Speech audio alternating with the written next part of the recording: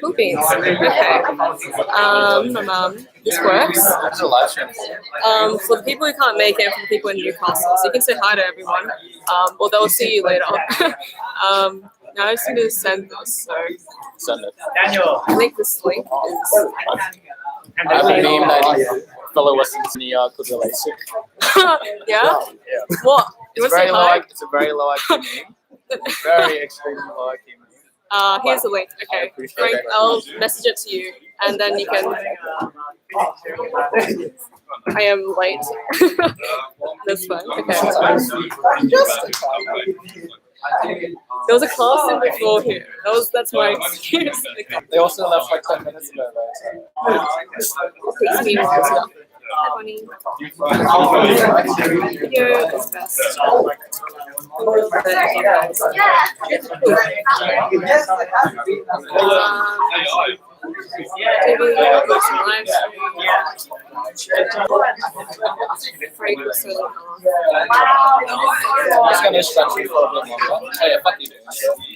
Hopefully, but ideally from 7. The live stream is here. Is it already on? Yep. Recorded? Yeah, it's recording now. So anything on my screen is being. I'll have questions. That's okay. Okay, that's alright. Some people are late anyway, so this works. This live stream. What is the live stream? Needed. I forgot who else asked me for a live stream, but they'll get an email. Cool. Okay, that works. Okay. The live stream is working now, so. Am I meant to be talking for the treasurer part? Okay, would have been nice to know. What do you do that? I'm trying to express it.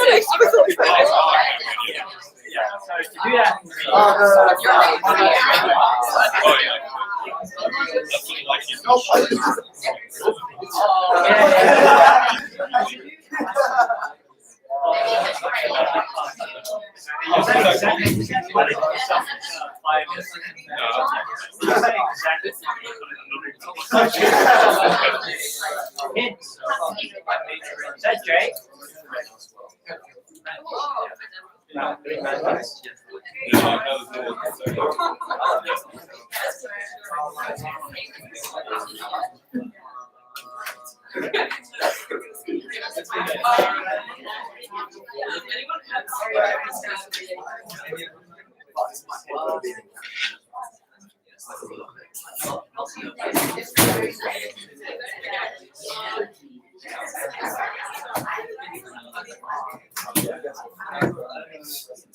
If anyone wants any food, feel free to take some before we start as well, in case you don't want to open up or anything. Food's here for people in the back.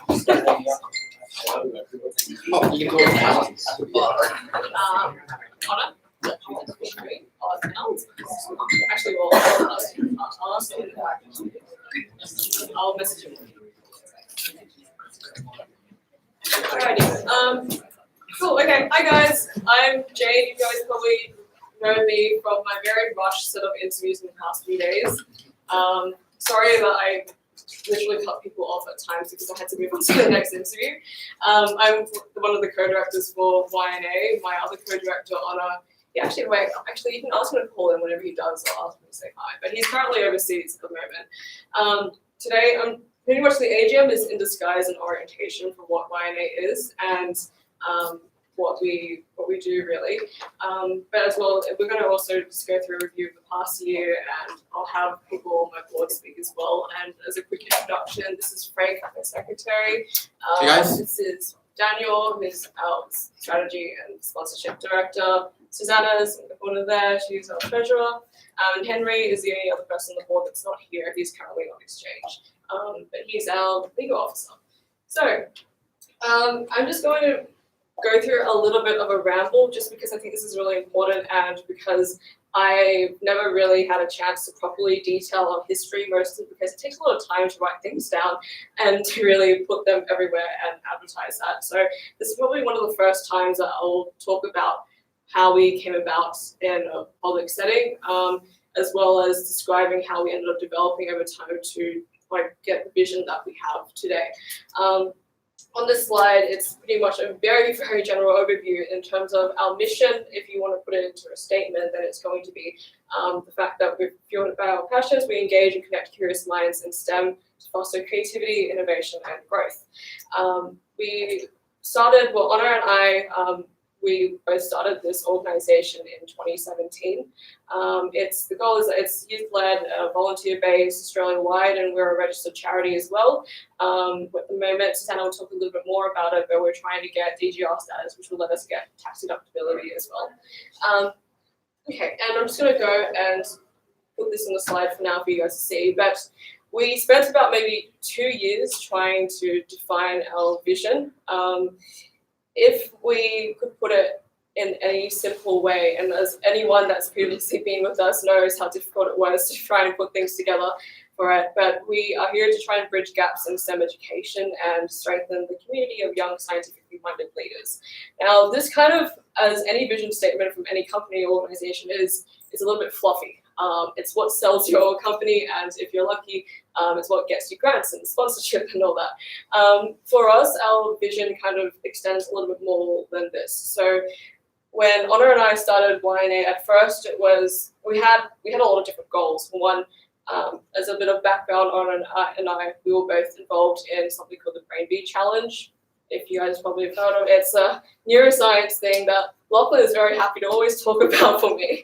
But it's a neuroscience competition that people, I think in year 10 usually do, and it goes to an international level. Also, that's Rohit, who is our IT coordinator and one of our many members that I'll talk about more later on. But basically in year 10, Honor and I both went into this competition. We achieved it, we were, I guess, decently successful at an international level. And then from there, we thought that we could go and, we found our passions in neuroscience, but more so we both happened to have found it in medicine. So at the moment, we're both studying at UNSW Medicine. I'm in 3rd year, he's currently in 2nd year. But we both, Honor himself has more of a background in neurophysiology, but also now neurodegeneration. He also does research with people at the Brain and Mind Center and Neuro, I think. But anyway, from here, I guess, throughout the past 2 years, because we ourselves are, I guess, as I explained to some of you guys already, everyone here is pretty much a part of our audience as much as we are trying to help our own audience. And that's essentially high schoolers and undergraduate students. The reason for our approach in this way, and it's, I guess, an area where a lot of people can ask questions about, because it's, most companies and organizations, they look at either, just the high school bracket or just the university bracket. And then there's us. It seems like a bit of a mess in terms of we're covering a lot of ground in terms of our target audience.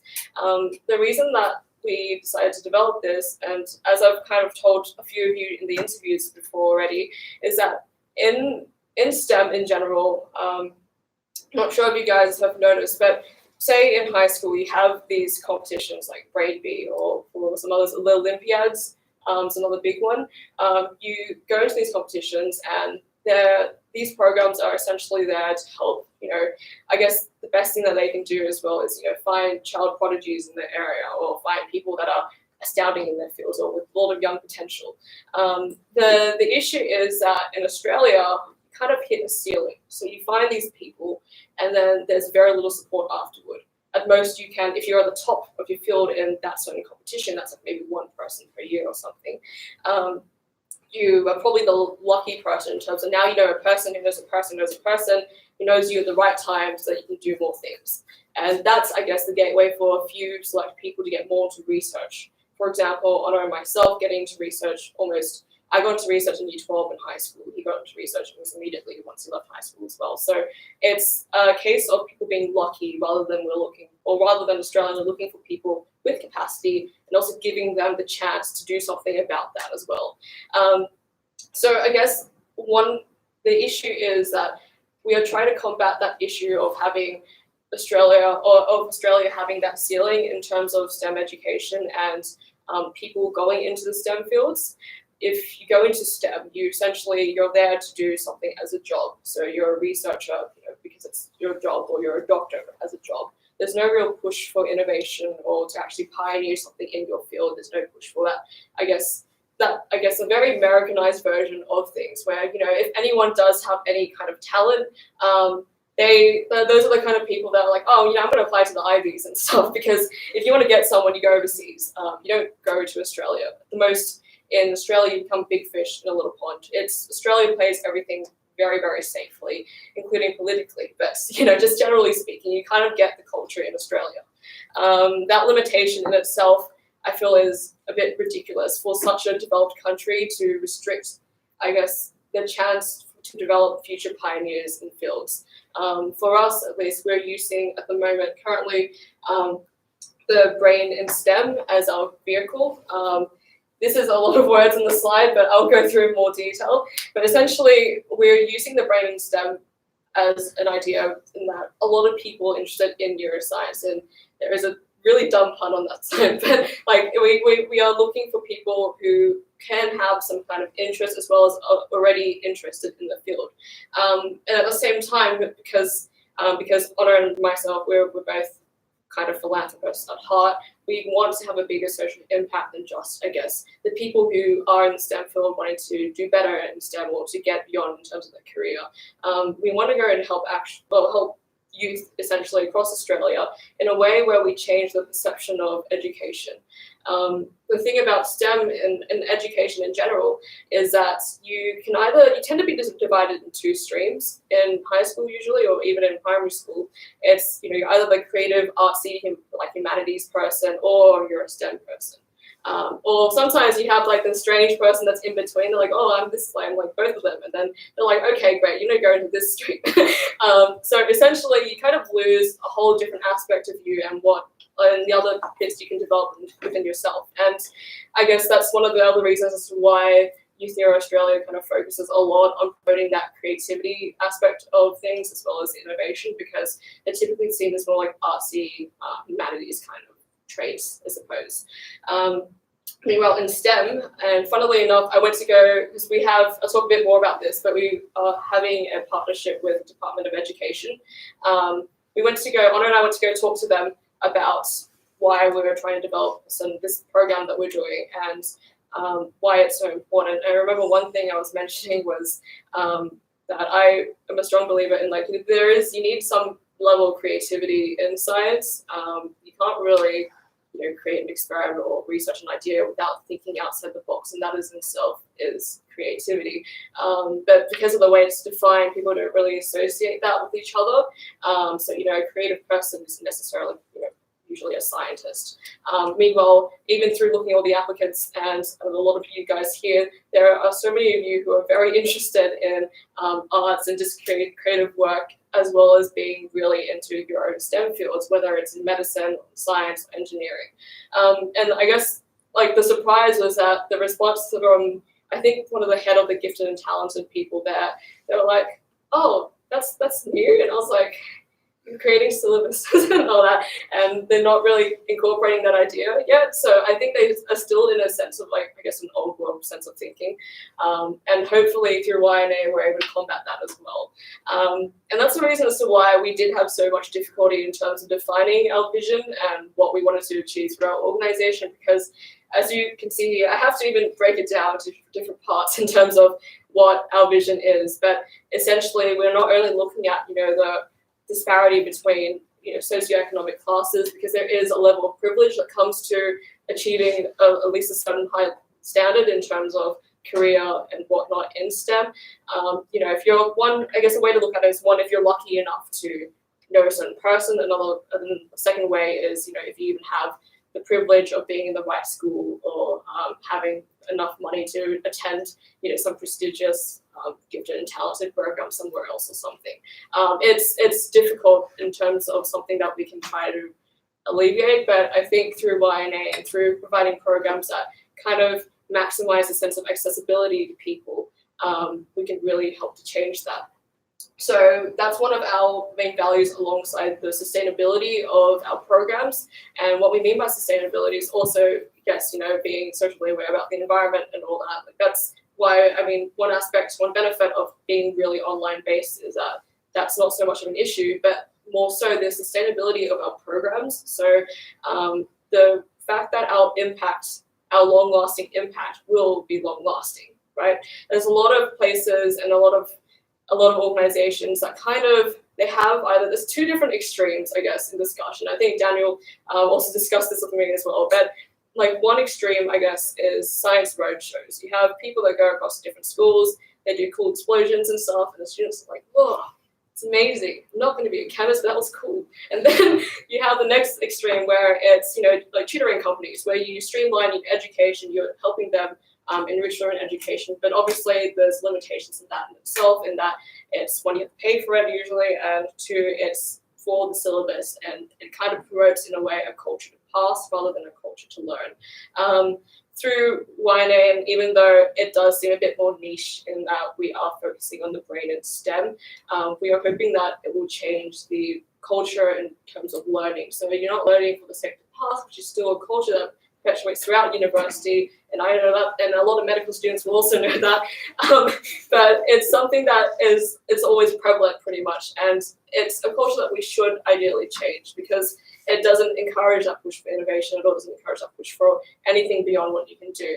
And at the most, you become maybe, the top in your field in Australia, which is still amazing in itself, but it's, you're kind of like in that article that's like, top scientists in Australia, that's it. There's nothing beyond there. There tends to be this disconnection between Australia and everyone else. So our main focus is to try and, I guess, look at this in a national perspective. At first, targeting statewide to see what the main issues are. I know that in Victoria, neuroscience is a booming business. In Sydney, it's okay, but it's like there is always room to improve, and that's why we started YNA, in terms of all these aspects that we feel are a bit lacking across education, across career opportunities, and all that. So hopefully that gives a better understanding as to what we do and what we aspire to do through our programs, and why we started this whole thing in the first place.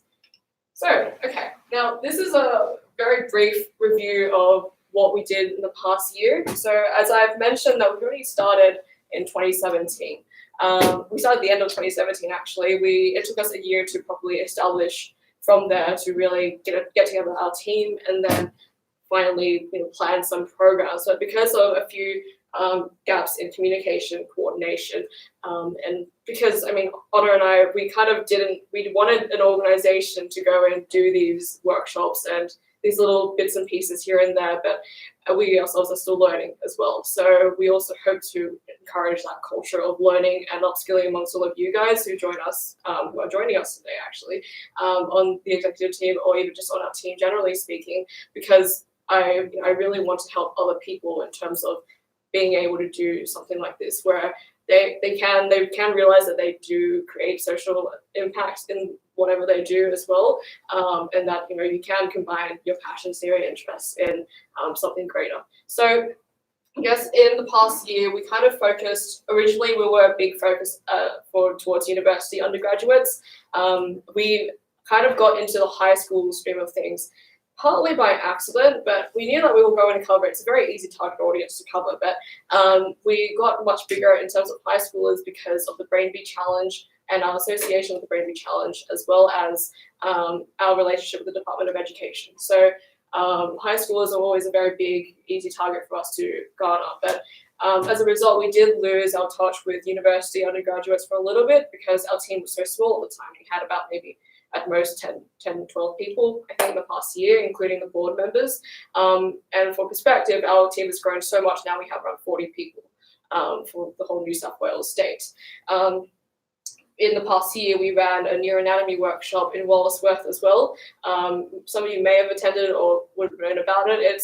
We invited a really amazing professor all the way from Perth, who wrote a few textbooks and atlases that you guys may know of if you do neuroscience. It's called like the Brain or the Rat Brain Atlas or something.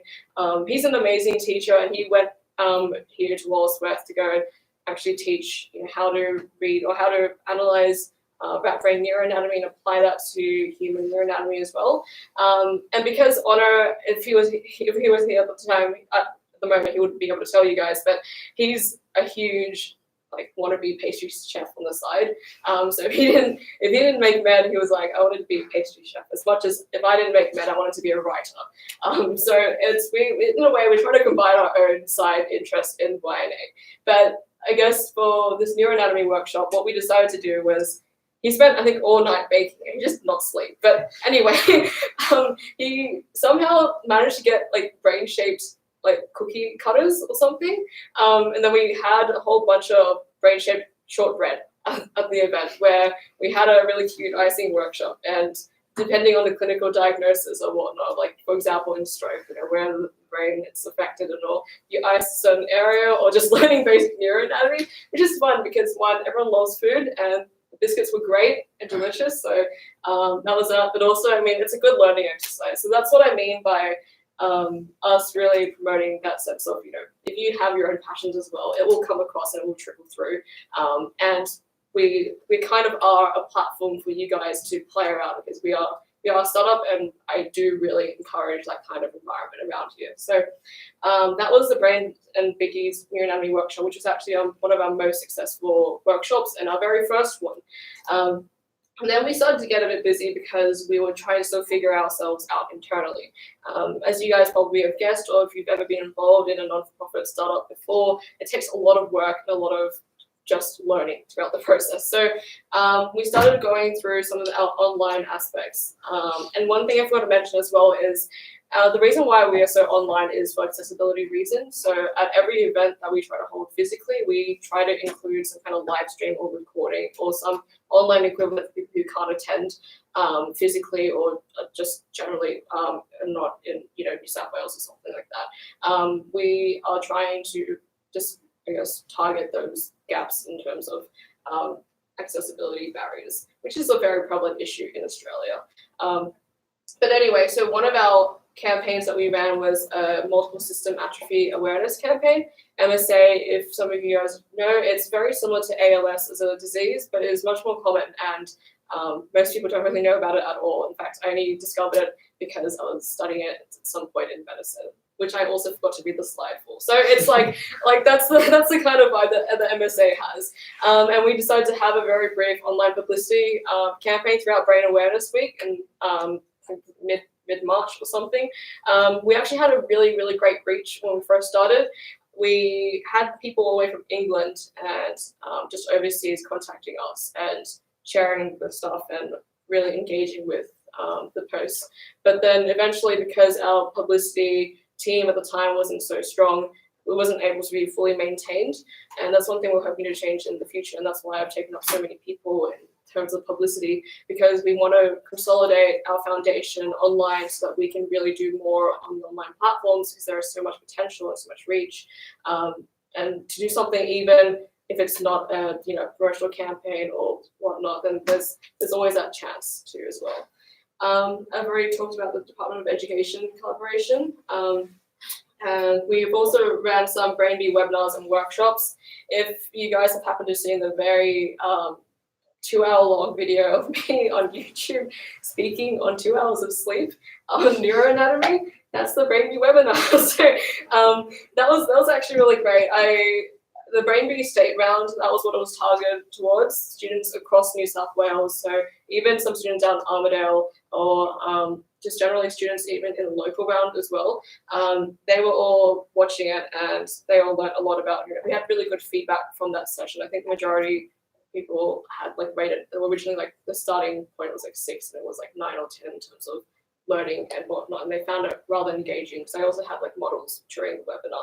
But essentially, the webinar was an online version of the physical workshop I ran with some homeschooled kids. And actually, that's another target I forgot to mention. But in terms of accessibility, we also help homeschooled children. So for perspective, there's around 17,000 homeschooled kids across New South Wales, which is a huge number, and a lot of them are really into STEM for whatever reason. So they're all really huge nerds. They're 12-year-olds and 14-year-olds are whoa, neuroscience, well, computer science, easy, and then just blasting through everything. They're really engaged, but they don't get that opportunity either, because we kind of a lot of these programs, including Olympiads and stuff, all targeted towards schools.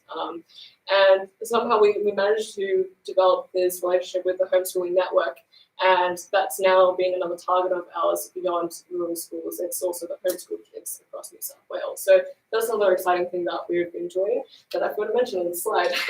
Another thing as well is we've also been working with the Australasian Neuroscience Society, ANS. They are the biggest neuroscience association across, I think, Australasia. But essentially they've been really keen on helping undergraduate students in terms of mentorship, especially in career pathways regarding research, generally speaking, even if it's in research in specific areas related to neuroscience. So it can be in like the biotechnology aspect of things or in engineering, all that as well. Like they have a lot of research going on. In fact, I think most researchers are associated with them. So we've been trying to organize something with an online forum that we have to try and develop some kind of mentorship program, as well as building, potentially having a training or in-person training day or skills day or something with them in like lab work or things like that. So those are like some ideas that we've been working on as well that I'll talk a little bit more about. The forum, as I've mentioned, we also have the equivalent forum for people in high school that are interested in what STEM is, and the other aspect of us as well is that we really focus on trying to give a realistic idea of what's involved in, I guess, being a part of STEM. Because I remember I was talking to some people and they were telling me about how the way that STEM is sold in universities and all that, it's kind of sold in a very packaged way.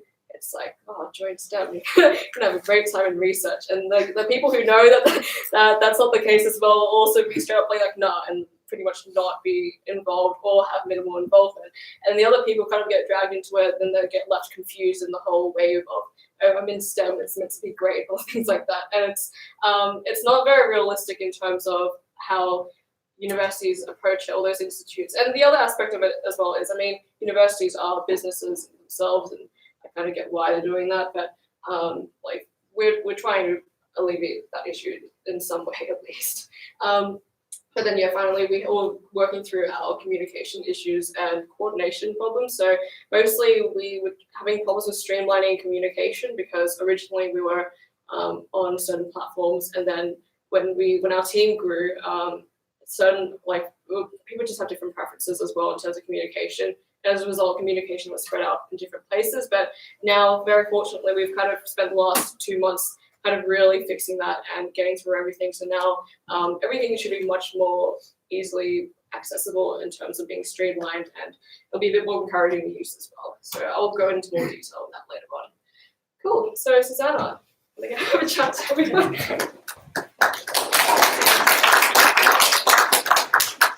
Hi, so I'm Susanna. I'm the current treasurer at YNA. I'm going to go into numbers, so I'll try and keep it short.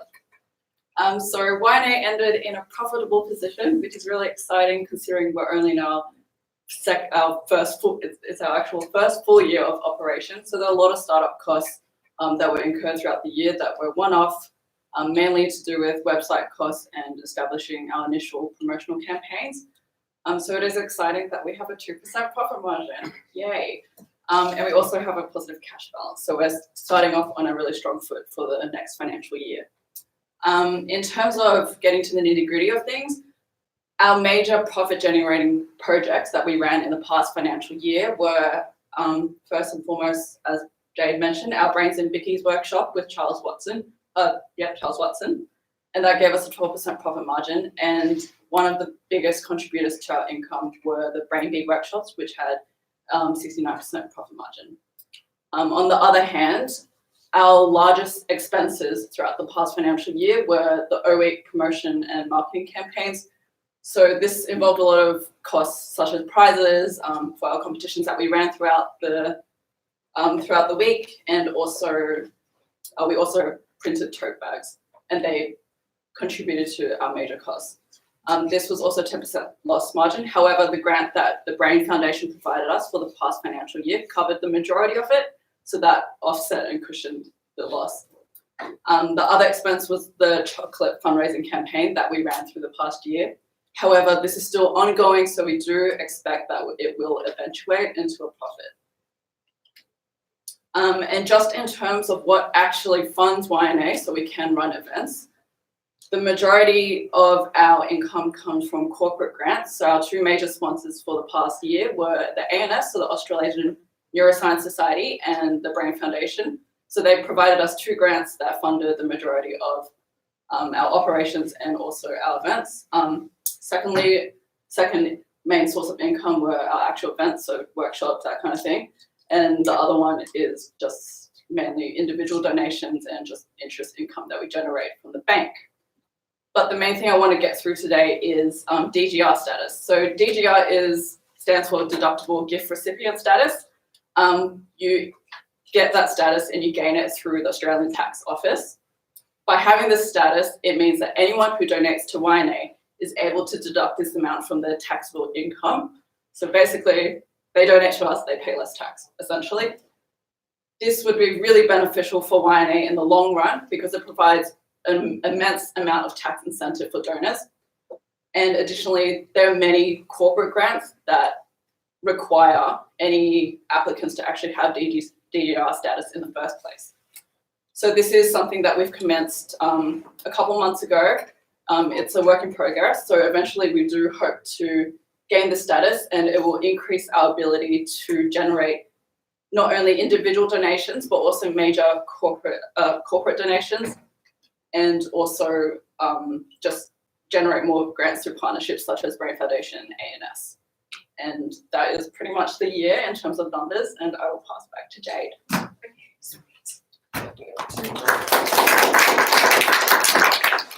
All right, I'm back again to go around a bit more, but essentially we've had a few, as probably you've noticed, we've been going through a few changes after reviewing our past year. In particular, we've changed a lot in terms of our organizational structure to improve efficiency, productivity, and communication.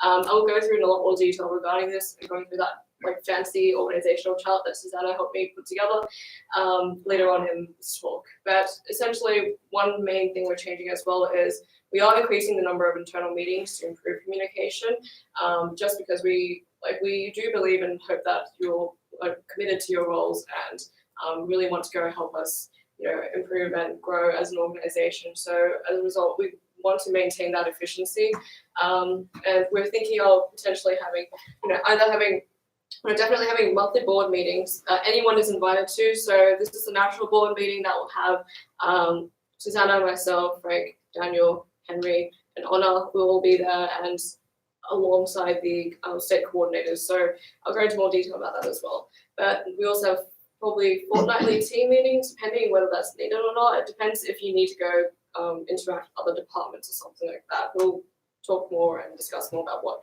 we all think is best, but definitely weekly committee meetings. So the coordinator heads will be in charge of making sure that there will be like a weekly, or at least it will increase depending if you guys are in events or something like that, and if something starts to crop up. But making sure that you guys are kind of like motivating each other and keeping each other together and working through things is, we found, is a really critical part of our organization.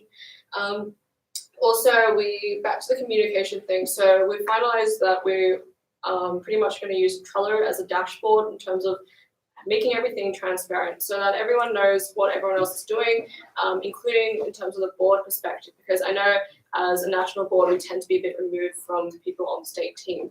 And that was an issue we did find last year. So what we're doing is we're putting everything that we want done, or our own goals and what we're working towards, on the dashboard. So it doesn't seem like we're kind of just floating around in the ether or something, but we're actually doing something.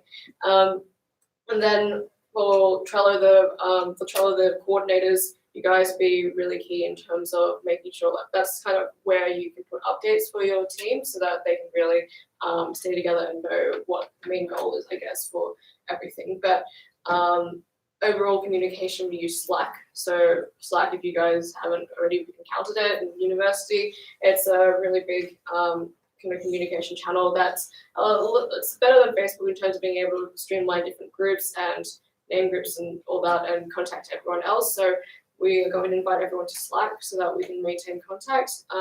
One thing I will say, and I will repeat again later on, when you do join Slack, please keep your notifications on. There's no point in me contacting you through Slack or someone else contacting you through Slack if no one's receiving the message. And that was one of the main issues we had, because then people would retreat back to Facebook or something. And we're trying to avoid that as much as we can. However, we do have a Facebook group that you guys should probably join in. So anyone who is on our team, if there's an emergency last minute thing that we need to contact everyone on, because I do know that as much as if you turn notifications in Slack, so maybe you always check it, but Facebook's a very easy way. So we're kind of using the Facebook group as a backup if there's any big notices or things like that. So Frank will probably write an email and detail all these things for you as well. The other change we're doing is we're focusing a lot on the external image of the organization and improving corporate relationships. So we've already established some with the ANS, Brain Foundation, and a little bit informally with NERA and a few others as well. But this year, because we finally fully clarified our vision and how we are going to achieve that vision, we actually have the opportunity to go and really promote us externally. I know that the Department of Education wanted us to go with on Sydney Morning Herald and all these things. So YNA is going to at some point grow really big, and I'm trying to prepare for that moment because I'll probably be in a state of panic, and I don't want anyone else to also be in a state of panic. So that's why I really, at least in the first part of this financial year, I really want things to kind of get together really quickly and people getting on board with certain things, because in case that moment comes up earlier than expected, at least we'll be somewhat prepared for that. But definitely people on strategy will be working with Daniel and with the rest of the national board in terms of also helping us find sponsors and looking for collaborations as well. And anyone on events team or anyone else who's interested or knows different organizations that they want to go and collaborate with us as well, just to go ask Daniel is probably best, or anyone on the strategy, or even myself and anyone on the board really. Final thing is to continue focusing on the sustainability aspect of our programs and really delivering our clarified mission towards everyone else really. Because when we first started, it was like I was saying, we had different areas that we wanted to tackle and different ways we wanted to tackle it, and it became a little bit messy in that respect. So we had undergrads that had a very had a general idea of what we did, and in high schools had also a different idea of what we did. But now we've managed to clarify things in a way and unify things in a way where we can actually say this is what we do, and we do this for both high schoolers and undergraduates. Okay, so this is my fancy organizational chart, thanks to Susanna. It's basically a very good visual way of seeing how we run. So the national board is a big purple thing up there. I hope the text isn't too small. And then on the side, we do have an advisory board. I'll be talking a bit more about this later on, but the advisory board is essentially a group of professionals in their field, such as legal advisors, people in finance, business, researchers, and also educators who help give us advice in terms of how we are running, how we are achieving our vision, as well as maybe, I think in resources in particular, you guys will probably be talking to a lot of professional contacts in terms of making sure that all the resources that are made are of a high standard and are something that we can use and educate others with. And basically, that's also a set of connections that you can make through the advisory board should you need any advice as well. From underneath the national board, we have the New South Wales executive team. One thing to remember is that YNA is a national organisation, so all of you guys are a part of the New South Wales state executive team. At least the people who are not general volunteers and have one of these roles here are part of the executive team. Everyone else is just a part of the general New South Wales team. Under the executive team, there are 5 categories: events, volunteer, resources, sponsorship and strategy, and publicity and marketing. Now, the only special, I guess, team is the sponsorship and strategy in terms of they don't have a department head, but they work directly with Daniel, who's on the board. Everyone else kind of works with their department head. So the events, we will work with the events coordinators, volunteer coordinators. Volunteer, they're slightly different in terms of they have a very close tie with the events department. So you'll be working oftentimes really close together, and that's why we discussed having maybe fortnightly team meetings where people do need to go with other departments and talk with each other as well as a whole department. So That's something we will discuss later on as well. But the volunteer coordinators, there are 2 of them, and they pretty much kind of mobilise all the volunteers around New South Wales, as well as help in terms of social engagement and making little events for any of our volunteers. And because you guys are all volunteers, we're trying to go and give you guys something back as well for helping us out. So we also have resources. And resources is one of our bigger teams in terms of and one of our key teams for the coming year, because we're really focused on developing quality resources for the upcoming year and beyond.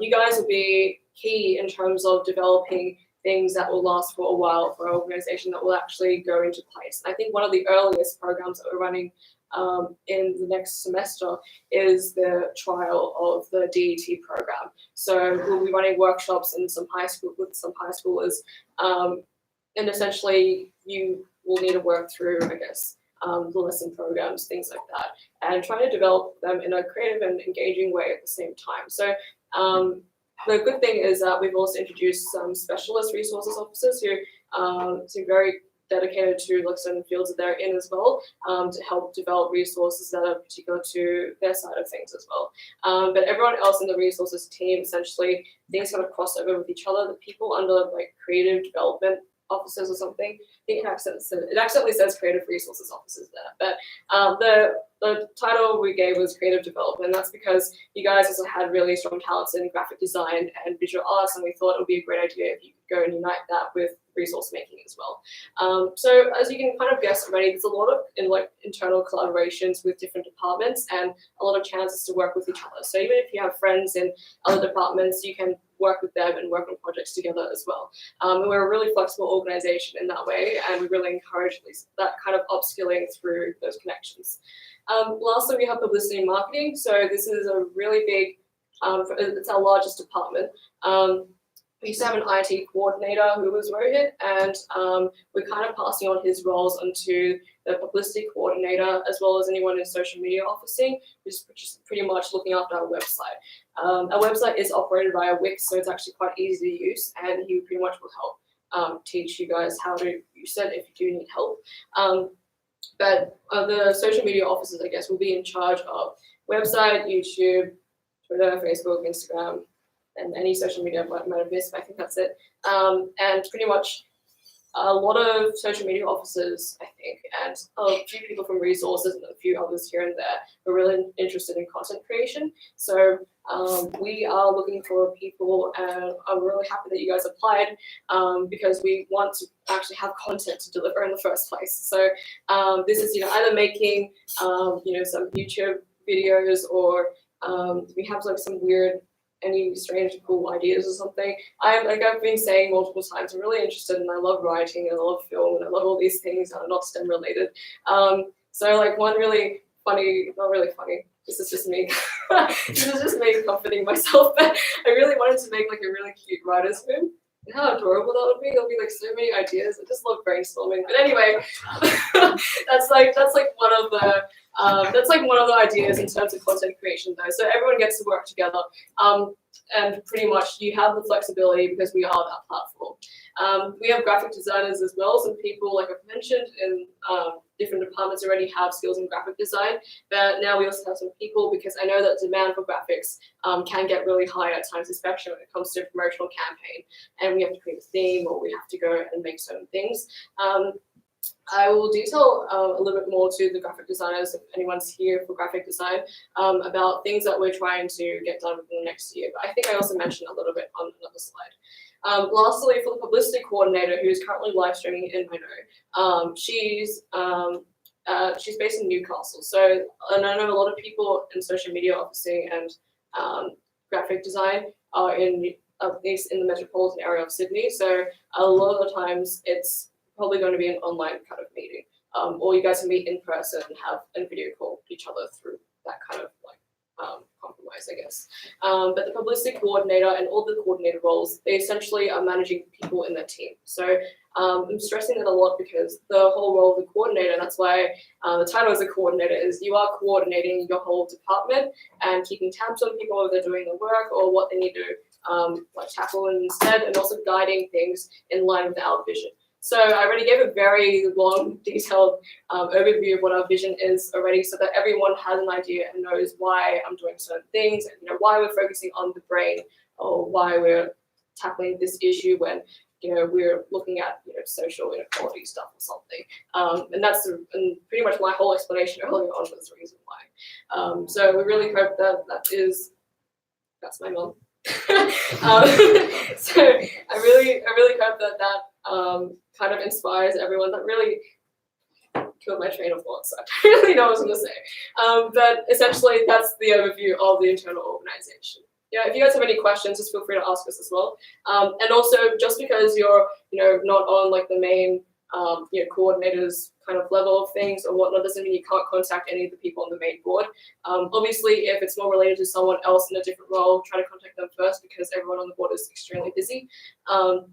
But everyone's welcome to attend the board meeting once a month, or to leave any messages for us to discuss at the board meeting. So it's very open, and you guys have a chance also to upskill and learn, how non-for-profit runs and how we approach strategy in all these different departments as well. So if you are interested in joining YNA again in the future, would recommend going to a board meeting like once or so, just to see how we work, or even joining other meetings as well.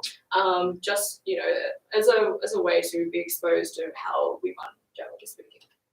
Cool. So I've already gone through a bit of the board, and introduced everyone here. The people who used to be on the board, I guess the committee coordinators, it was kind of a result of us not fully separating the national board yet from the state boards. I don't think I've mentioned it yet, but it's probably been on my website somewhere or something like that. But Victoria is there's another branch in Victoria that's been slowly establishing. It's been taking its time, but we're probably going to focus on it this year properly, as well as potentially expanding out to either Queensland, Tasmania, or Western Australia, because I know a few people in those areas. Essentially, this year's upcoming year will be focusing a lot on us expanding as well, at least after consolidating to a degree, by at least beginning next year to consider expanding properly. As a result, that's the reason as to why we have committee coordinators on the board before. I've already introduced everyone on the board, and you can meet them all as well afterward. Ono will call in, I think, nearer to the end, so he can say hi to everyone, but otherwise, that's all for that for now. Daniel.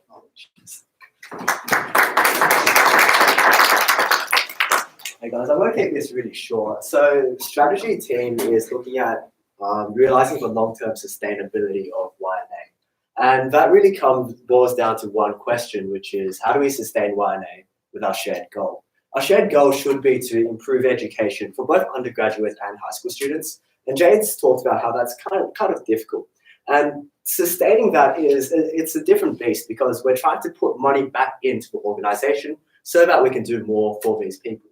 And that's pretty much the issue that we're trying to tackle here. And the way we're going about this is through this pipeline. So we've looked at our progressive implementation over the next couple of years, and this is what's generally going to happen. It can be revised by our team while we're going. But throughout the early 2019, so early this year, first 2 quarters, to pretty much furthest we can see, we're going to be looking at resources and partnership development. This is because resources, as Jade said, again, it's a backbone of our whole corporation. We want to create resources that are meaningful and engaging for all students. So that means we're creating undergraduate and high school resources. Undergraduate is going to be specialized to helping people develop their research opportunities and upskilling their leadership skills so that they can lead groups of high school students and potentially create their own papers and so forth. High schoolers, we want them to engage in STEM and try research before they kind of commit their life to that field. So if they do enjoy research, we're pretty much making them a bit more skilled compared to their peers in terms of their ability to critically analyze papers and create papers themselves.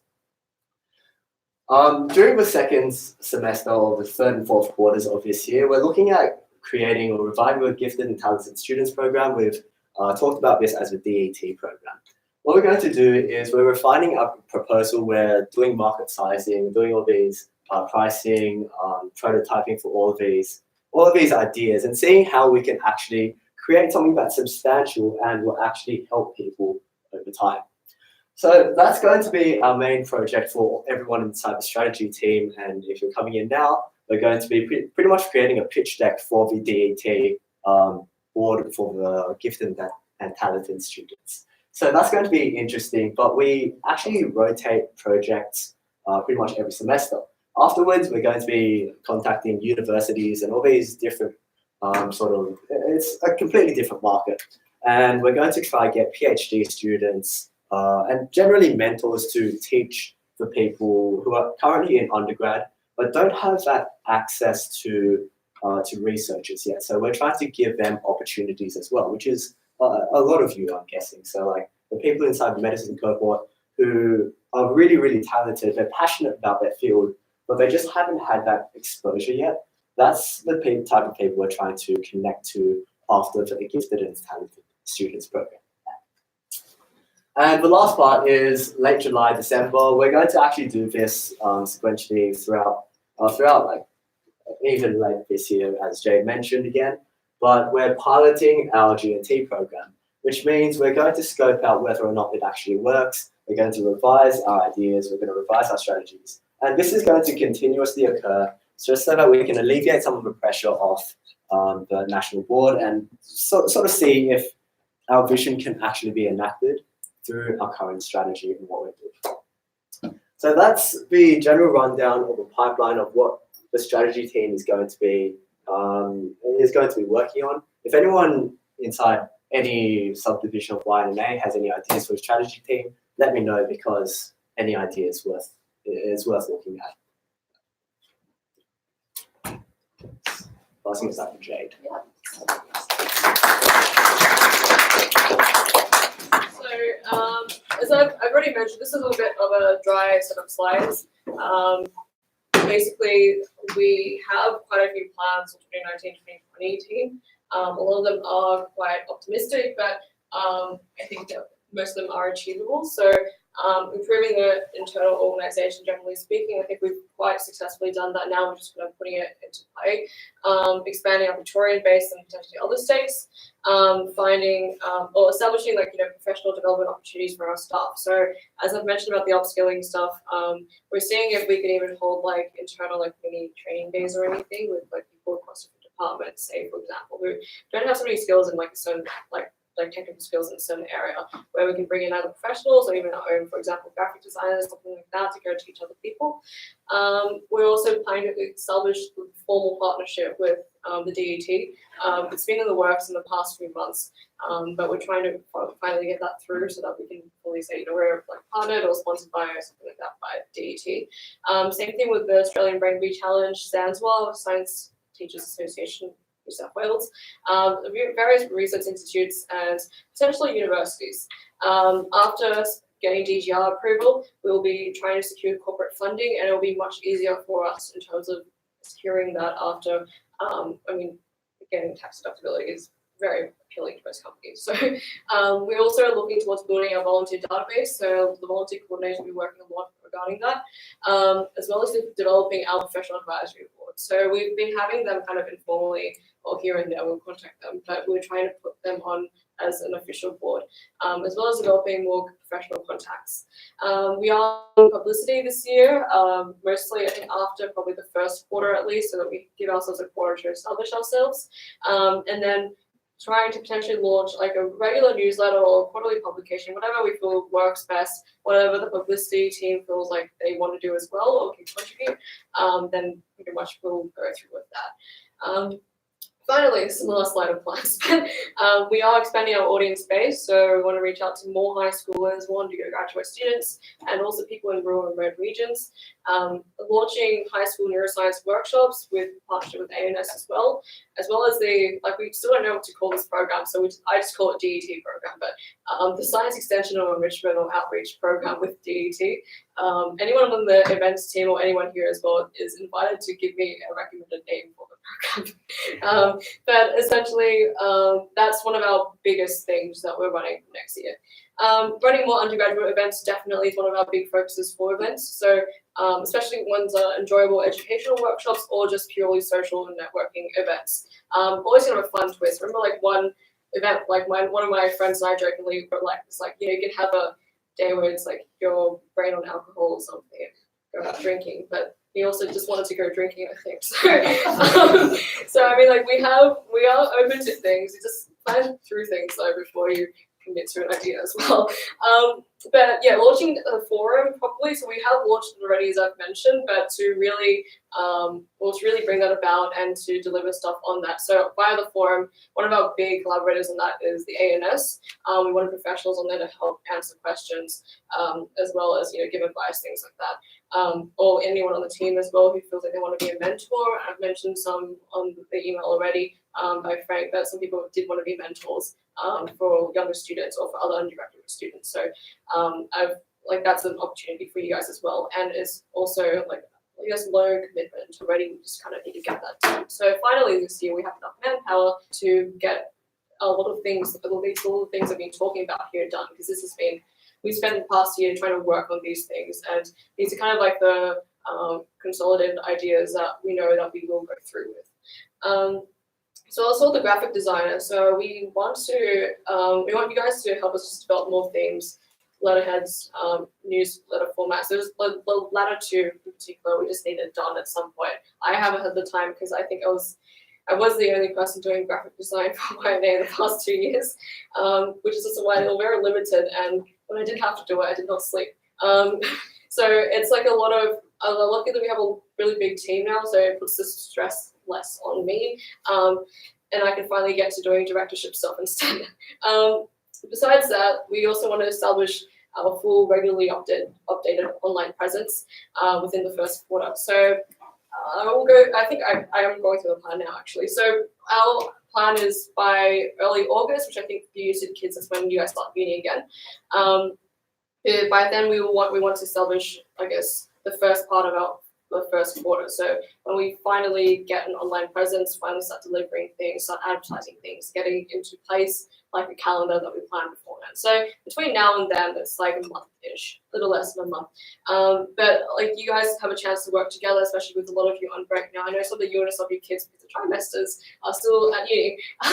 But besides that, you guys can also help out as well, and please do, because that is the reason why you joined as well, and I think why everyone was really committed to their roles. But we want to get this going as soon as we can, essentially. Like I was saying, in case we do get that publicity, especially because I am meeting with the Department of Education again, I think early August, and they wanted to organize that kind of interview thing with Sydney Morning Herald at some point earlier on. It's mildly stressing me out that I don't have anything to present to people. So I'd like to get that done kind of as soon as we can as well. So I know some people in particular have been really interested in the YouTube aspect of things. They know who they are, and they can work with content creators and anyone who wants to help, especially if you're interested in filming things or editing or creating videos or fun ideas. Like one thing was like doing a series on like the brain and food or something, or looking at neuroscience and psychology and TV and all that. So this is a cool platform if you want it to be a YouTuber ever. And I know a lot of people secretly wanted to for a long time. So that's an opportunity for you guys. And as well as it will be very acceptable for you to nerd out on these things, because we're all about STEM. Other aspects is blog. So blog is for any online articles. We kind of we're half using it in the past year, but I didn't have enough time to look for content creators. And I remember in one of our past board meetings, they were like, so who's interested in writing? It wasn't me. So I had no time to write and no time to produce more content. So that's why we also have a lot of people on board here, even people in resources and all that. And if you want to write any articles or any little publication thing, that's a source of publication. One consideration as well as having, I remember when we first started YNA, I really wanted a nice little journal thing or a little newsletter book, biannual publication. That has pieces here and there, and also an update on the organization. So that's also an opportunity especially if you're interested in design and stuff, you can help with that publication, or we can just do lower commitment level kind of thing, like a newsletter. But those are the options, and that's what we're planning to do in 2019, 2020. Cool. So this is just a summary that we're really just focusing on resources, our presence, and delivering the events. This is a screenshot of our website with the forum. So thanks a lot to Rohit who helped us develop everything on the website. But essentially check out our website if you haven't already. It's been only in the recent few months been starting to update regularly, but we'd like for the publicity to take over that so that we can get things going. As I was saying, it's very easy to update, and also it's updating for events, news, things like that. So anything that goes on Facebook and whatnot, if you want extra publicity, websites. Okay, so this is the very simplified version of our quarterly calendar. So the way YNA runs is we run by the financial year, which posed an issue for some. I know some people really wanted to go join us earlier and help out earlier as well, but a lot of university societies and all that, they will run by the normal calendar year. For us, it was just easier to go by the financial year, and we also started mid-year in 2 years ago. So in terms of quarters, I kind of put like really important key dates for each kind of quarter. Obviously the first 2 quarters in 2019, last year and the beginning half of 2020. I think the upcoming thing that we have is National Science Week. So this is really important for anyone in publicity. Try and organize something around them, possibly if you want really good reach, really good, you can also get really good collaborations through National Science Week. But we wanted to focus a lot on, as a general whole, team development, the DET workshops, definitely. At the moment, Daniel, myself, and Anna, and Rohit as well, we were the ones that were really looking at the DET workshop development. But obviously, with the resources team now coming into place, and maybe if anyone in events needed or wanted to do anything in resources as well, more than welcome to help us. But we're getting those out, and I think volunteer coordinators especially, we're going to need to find and establish the volunteers and the mentors for that. So anyone that's here as an event volunteer or as a mentor, you'll probably have a really big role in the DET program, and which is our biggest thing. So it's really exciting as well. Graphic design and social media revamp. This is, I just kind of titled it an online relaunch. As I was saying, in August, we are planning to relaunch properly, and I guess really establish ourselves in that way, as well as any event planning. So obviously I'm not expecting any events for the first quarter, but it'll be nice to have, you know, even an online campaign or something, or just one event at the very end of the quarter. Regarding online campaigns, because we have such a dependency on the online aspects of things, they kind of, like, the publicity team is a bit like the events team, except the online version at times, and they're a bit more involved in advertising. So social media officers and publicity in general, I don't want you guys to ever feel too burdened in terms of like, oh, like this is, if you want to consider it as an event, if that helps you operate, then it helps you. But otherwise, you can just think about it as like, you know, advertising or whatnot. I know in general, I'd kind of expect to have at least 2 online campaigns, or ideally 2 online campaigns. So what I'm thinking is we always have one for Brain Awareness Week, which is in the 3rd quarter, and that's usually easy to manage because it's after the summer break. You have heaps of time to plan for it and to work things out. And this is also after like all the orientation weeks and stuff that I should have put in that quarter. But a lot of time to really promote and get ourselves out there is in that very first, or in that 3rd quarter. The first online campaign I'm thinking of is potentially during this first one, only because it may be a bit too difficult, a bit too rushed to get together an event within the first quarter, a physical event. So you guys probably will have to discuss, people on the social media team and people with events, to discuss with each other what you guys want to do, and if you do run an online campaign, whether it's more run by events or more run by social media people. And I think for the sake of the social media officers, it'd be better for it to be run by events this time around. You guys will be able to discuss that over the coming few weeks as well and see what you guys want to do. Quarter 2 is main being Christmas, summer holidays. The only bad thing is that Anna and I are on leave for a little bit. So I'll also be holding meetings anyway overseas. Hopefully Anna is in a place where you can hold meetings overseas as well. And maybe in the mountains in Morocco. So I'm gonna figure that out. But anyway, it's that break is a really nice, relatively chill break. It's where, because everyone is on break, you have a lot of chances to really do great things in that time. Because I know a lot of the issues is mostly people not having time to do things, and that's a really big chance to really develop stuff, especially for the last 2 quarters as well. But definitely working through the last of the DT workshops. Undergraduate events, I'm expecting to at least have 1 or 2 by then, nearest the end of the year, obviously before exam period. or afterward, and then having the ANS high school workshop trial potentially over the summer break. So that'll be like the 1 or 2 physical workshops in the summer break. Quarter 3 is Brain Bee. Brain Bee is we get a lot of, as Susanna has gone through, we get a lot of profit through the Brain Bee workshops that we run. We do a lot of educational stuff, usually in these 2 quarters, purely because of Brain Bee and we're educating neuroscience. So especially for those who are interested in neuroscience or interested in teaching stuff related to your field, these 2 quarters are huge for that. We also would like, in the mid-year, well, pretty much coming to the end of that quarter, the 4th quarter, to have some more social events as well, so that we can maintain engagement, especially after spending the 1st quarter kind of bringing that about. But yeah, wider launch of DET program and more webinars and workshops, and also any other events that we discuss and want to do. So congratulations to these guys for making the executive team. The applicants were astounding and fantastic, but we had not enough places for the amount of people who applied this year. But thank you all for joining our team, or the New South Wales team as a whole anyway. But as an overall view of who's here and who's not and stuff, do you guys feel like you want to say hi in your seats? Or I think we'll work through and no, we're not going to, no? Make them? Okay. This is Daniel's fault.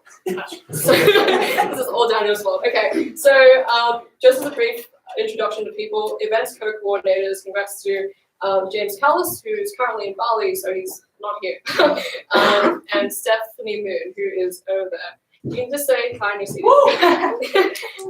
and also, if everyone can say what year they're in and what they're studying, or and what you need that, that's okay. Hey guys, I'm Steph. I go to UC and I'm a 3rd year Bachelor of Science majoring in Neuro and Psych. Yeah, you can say, yeah, I think that's it, but like if you want to say what you're interested in as well or anything like that, then feel free to, but otherwise it's fine. So New South Wales volunteer co-coordinators, Rathpan. Yeah. And Hey, I'm in 2nd year UNSW.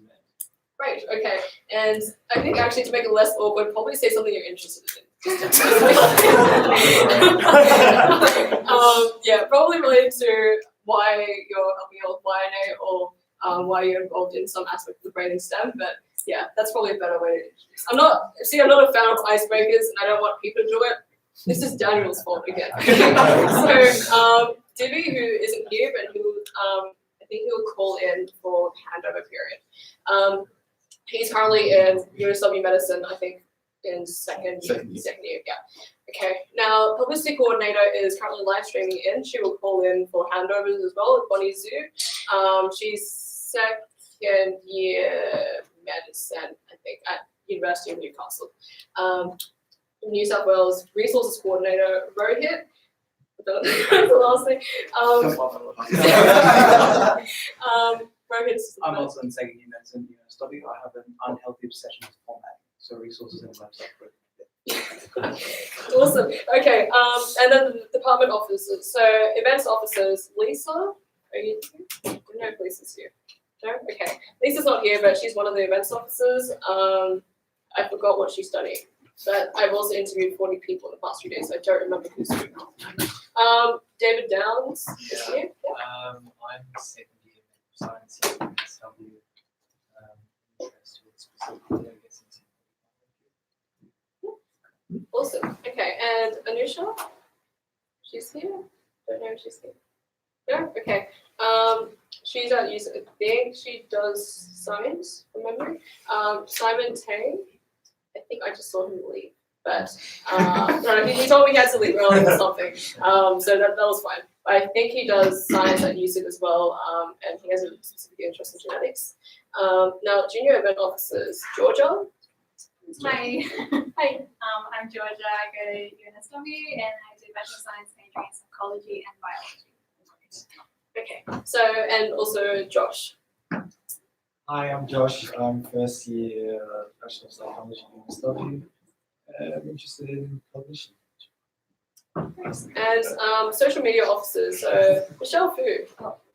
Hi everyone, I'm Michelle. I'm in 3rd year UNSW Med, and my interests are psychiatry, and I have a growing interest in AI and what it means for like humans in the future, and also from like a philosophical point of view. Great. David Wing. Hi, my name is David. I'm in third year med at UNSW, and my interest is in writing scripts, storyboard, creating, bunch of that. Thanks, Matt. Victor Lee isn't here at the moment. He's from University of Newcastle. I think second year medicine as well. I think he has a big thing for sustainability and environmental stuff from memory. Sabine is not here. It's his dad's birthday. Yes, it's his dad's birthday. That was why. But he also, I think, does Science. Science. There you go. Excellent. Thanks, Frank. Alina Thomas. Is Alina here? Oh, okay. Well, she's in, I think, first year psychology from memory. Okay, and resources officers. So YNA. She's at work. Sorry. She's at work. Oh, okay. Yeah, YNA's at work. She said you said not. I don't remember what she does. I'm guessing science. Yes, science. Awesome. Okay. Jake, Kim. Yep. Hey guys, I'm Jake. I'm in second year UNSW Med. Probably not useful, but I'm interested in architecture. Yeah. Thank you for sharing that. Great. Lachlan. Hello, I'm Lachlan, and I'm also a third year medical student, and I have an interest in surgery and especially neurosurgery, but that would be my competition. No. So creative development officers, Elliot Boston. Hi, I'm a first year neuro major, and I love neuropharmacology. Yeah. Okay, great. Melissa Park is also. Oh, she's here. Oh, yeah, you're here. Yeah. Thank you. Hi, I'm Melissa. I'm second year med at Newcastle and drawing things, so I'm in creative resources. Awesome. And now our specialist resource officers, Lucy. I'm Lucy. I'm in second year mechatronic engineering and arts, and I have an interest in biomedical engineering, particularly in developing countries. And Oliver. I'm Ollie. I'm in fourth year in biotechnology. My phone just died. I love viruses, not viruses, like the study of viruses. Yeah, and I'm always complaining about the education system. That's why I joined. Great. Now strategy officers, him. Hi, I'm second year WG Med. Guess we like drugs. Not in that way. Not in that specifically drug development, not as in taking it, but yeah. Awesome. Alex, you. I'm Alex. I'm with my friends. I'm second year med at UNSW. I'm interested in neurosurgery and rural medicine. Awesome. Okay, and junior strategy officer. So Selena. Hi, I'm Selena. I'm in first year UNSW med and I like AI. You just have an AI team. Yeah. Yeah. Morris Tran. Sorry, that's my brother's fault. Morris. My name is Morris Tran. I'm a first year psychology and neuroscience student at UNSW. I guess my interest is helping out students doing psychology and neuroscience instead. Graphic design is now Sarah. Hi, I'm Sarah. I'm in first year at SAR. Yeah. Awesome. Sabrina is currently she's in high school, but she's also creating graphic design. She's at James Roos, I think. And Caroline Newman. Hi, my name is Carol. I'm in my first year med sci at UNSW, and I'm interested in human anatomy. Awesome. And Swetha. She no, okay. I think she might have emailed me about it. Great. And now for the people out, the external members, I guess I don't know what for you guys, but technically not the executive team, but still part of us. We have our photographers, Kevin. Hey guys, I'm Kevin. I thought I was going to be on the first slide, but I wasn't. It's okay. No, I'm interested in. I'm a second year computer engineering and biomedical engineering student, and I'm interested in developing one day developing a full dive virtual reality using brain stimulation. Okay, just gonna get a cold through, yeah. Okay. Yeah, also as a heads up as well, the reason why we obviously didn't have enough positions for everyone, but we still really encourage everyone that's on the general team as well to help us out if they'd like to in any way as well. So we're very open to a lot of things and we're quite flexible. Everyone who's on the team also mentioned that you're really interested in photography. So I put you down for that. Not again, right? No. Fine. Content creator, Sean, yeah, he's in high school, also came through us. Had a lot of Roost students. And the majority of the publicity and resources teams, I was a bit tired from looking through a lot of the applications in the past few days, so I didn't really put them together, but it's the majority of the team, so there's a 90% chance if you ask someone, they're probably interested in content creation as well. General event volunteers and mentors. Rossini? Yeah. So I'm Rossini, I'm first year med. I'm interested in neuroplasticity. Okay, Winston? Okay, Winston isn't here. I think he's in medicine. Jasmine Go? I'm first year med sci and I'm interested in neuroscience. Claire? Okay, I don't know. But I'll pretend I know. Sophia? I think Sophia messaged me as well, I'm not coming, but my brain's not working. Yunji is in high school, he's from James Bruce, that I did not read just then. So Jess is USW Med third year as well, but she's currently at training, I think. And Jennifer? I'm first year med science student and I'm interested in teaching and neuroscience. Okay. So this is a very basic slide in terms of what will be happening from here. So YNA's emails will be sent in the coming days. Either, I think, Rohit, depending on whether you want to do it now or later as well. It might be easy. Is it easier now?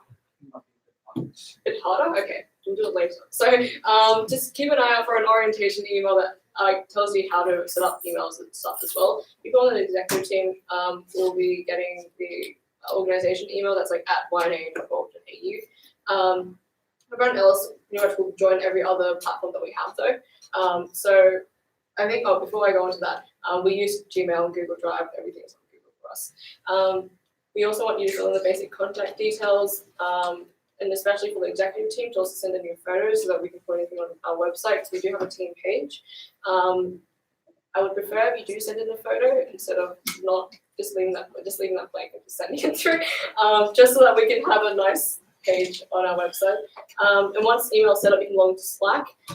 For people who don't need the YNA account, so anyone that's not on the executive team, you can pretty much just log to Slack with your personal email account.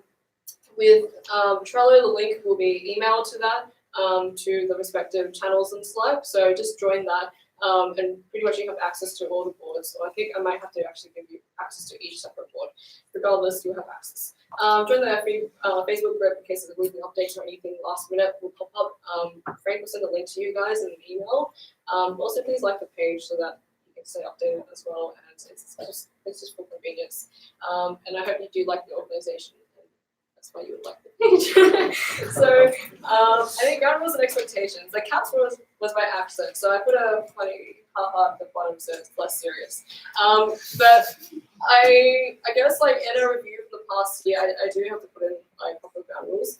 As I mentioned before, there are weekly / fortnightly team meetings depending on what the coordinators feel is appropriate, and all relevant meetings must be attended to unless there's something that you really can't, or there's a reason why you really can't. Ideally, at least try to attend the majority of it. 80% is an arbitrary number, but like I really strongly encourage you to attend these meetings because it helps maintain our efficiency, and that's how we work as a team. And also, I'm quite flexible, and I'm sure your coordinators are also quite flexible in terms of whether it's in person or via video. Although, I mean, majority of us I know, and also myself, we do prefer things in person. So, I mean, an idea is that you could just like meet up in like at your respective unis or something and call in that way if you're across universities, or if you want to meet in some central location somewhere else like CBD or something, then we're also open to that. We are looking towards potentially getting like a meeting room somewhere with one of our collaborators, but like that's nothing guaranteed. That's just something that may float about within the coming year. You know, I do expect for you guys to respond to all relevant internal communication. So basically, it's just making sure your notifications aren't off, like it was for half my team last year. So just make sure that you do check Slack, because we do post anything related to YNA on that. We won't always update on Facebook. Facebook, like I said, is a last minute thing if people are really not checking Slack. So if something's on Facebook, it's really not a good thing. But and also, generally speaking, we also may put updates, weekly general overview update by Frank or something, if not in an email version. We have to decide on that. But please attempt to all your delegated tasks as well. Try to meet your deadlines. There are reasons why we do set the deadlines. It's because it can affect other teams as well if you do not get across with them. For example, in publicity, if you miss certain deadlines, it's a bit more flexible in terms of hours, because your deadlines tend to be which optimal period of time people will look at things and stuff. But in terms of days before an event, it's a bit more critical to make sure that that's being done. To help you guys, the publicity coordinator will help you guys develop a calendar and kind of just tasks you guys with who's doing what, and help you through that. So it won't be too much of a pressure at all. For coordinators, you guys must attend the monthly board meeting, because as I said, we are the national board, but you guys are on the New South Wales state board. We really need you guys to be there so we can know what's going on, and we can discuss ideas that you guys had or your team has been developing throughout the past month or so. If you need to contact us beforehand or any other time to discuss things, feel free to. But if they can wait till the board meeting, then wait till then, just because we all, like I said, we're all quite busy on the national board. I know some of the people on who are coordinators, I think only one actually, Bonnie, is based in Newcastle. So we're happy for her to video call in, but everyone else would really advise for you guys to be in person, because as most of you already know, we do operate a lot better in person. And I also can just see people, and yeah, except for today, because I haven't really been wearing my contacts and I can't really see much. That's why I can't really give eye contact to anyone. So great for you guys, but I may be staring at people aimlessly, and that's because I can't see anything. So anyway, I do expect, I guess, for people to take initiative for things and to be dedicated to your roles. Joining YNA is brilliant in terms of the fact that it is a startup not-for-profit, and that you do get a huge chance to really, through your experience, build up on new skills. I've had no experience in any kind of business thing or running an organization or any management, and I somehow had to work through YNA. So in the past 2 years, I have learned so much from my role, and also from taking up other people's roles in the past 2 years. But through that, I've developed a lot of skills, and probably it's probably the most valuable thing that I've gotten in terms of personal development out of YNA. As a result, I hope that you guys experience the same thing through your roles. At least make the most out of you being here, because it was really probably contested in terms of every single position that we had this year, especially for volunteer coordinators. It was the most popular thing. But it's something where I guess you have a chance to grow, and if you want to apply again for next year for a higher position, more than welcome to. And especially after being with us through the year as well, and especially one of our more critical years where we're really establishing ourselves, you'll probably learn the most out of anyone that joins onto the team later on. This is an awesome experience for you guys, and I hope that you really enjoy working with us in the coming year and working with the whole team as a whole. This is overall just a quick view of who our sponsors and current supporters and affiliates are. Sponsors, as Susanna said, ANS and Brain Foundation, and Neuron and Florey, it's we're supported, but they're not we haven't really established anything formal, and the Department of Education is the one that probably go into partnerships or something later on. Otherwise, do we have any final questions before I move on to handovers? No questions? Awesome, great, thank you. So I guess now, really briefly, finish kind of on time. For the people in each department, I don't know what the best way is to separate you guys to have a chat and what we need to chat about. We didn't chat much about. Do you need to meet the strategy? Yeah. Okay. Could people in strategy meet Daniel in the back corner or something? meet Daniel in the back corner. For people in events, Steph, and sorry, yeah. Have a quick address.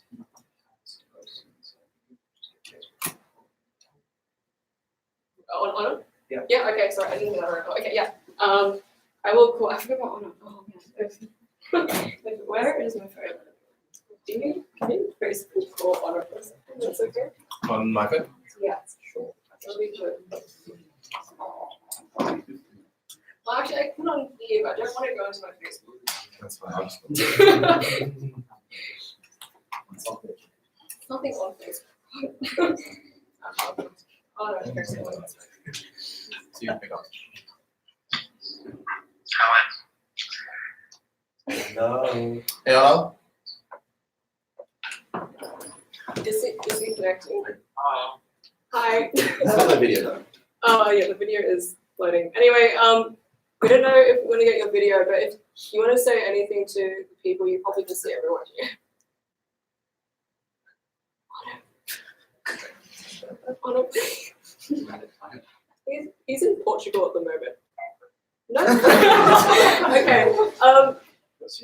I'm gonna assume that he has really cool connections, so he wishes everyone well, and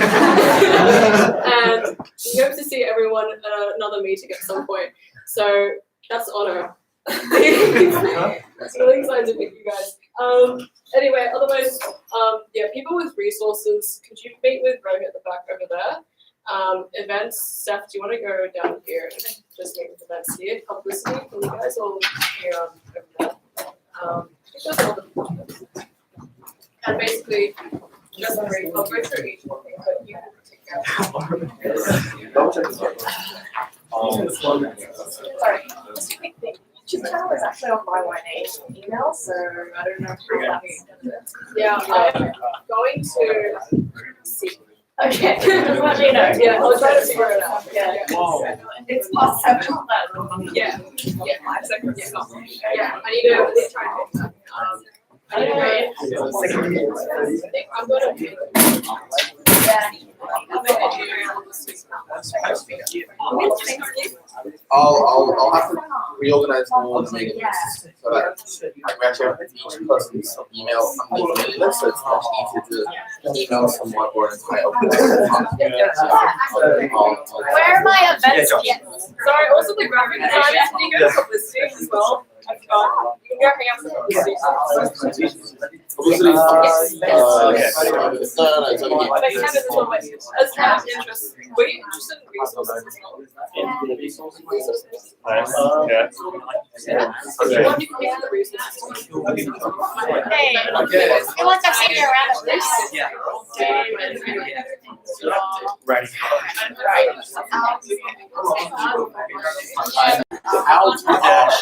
a lot of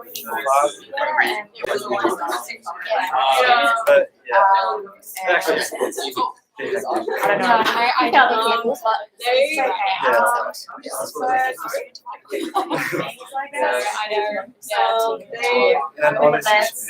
A lot of things that kind of went wrong last year was that there wasn't very good education. So what that meant was,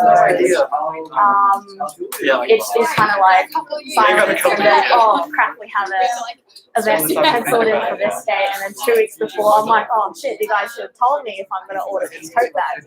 So a lot of that was very last minute, and a lot of that was due to a lack of communication between people within the event team as well as people from other teams. So, for example, one of the reasons I reckon with margin, with the profit was the loss, was that a lot of things when you order merchandise, for example, it's cheaper if you get something. You can get things that are cheaper, but production takes time.